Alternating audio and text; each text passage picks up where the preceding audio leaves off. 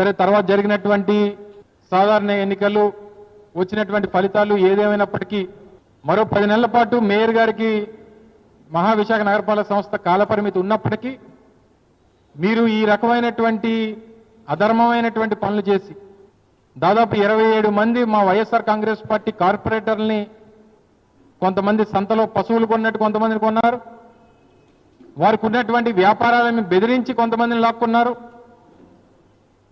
అనేక రకాలుగా వారిని ప్రలోభపెట్టి కొంతమందిని లాక్కున్నారు, బెదిరించి కొంతమందిని లాక్కున్నారు, భయపెట్టాలని కొంతమందిని చూశారు. ఇవన్నీ చేసి ఇన్ని అధర్మమైనటువంటి పనులు చేసి ఇందాక పెద్దలు చెప్పినట్టు, కన్నబాబు గారు చెప్పినట్టు, చావు తప్పి కన్ను లొట్టబోయినట్టు కరెక్ట్గా 74 దగ్గరికి వచ్చి ఆగారు.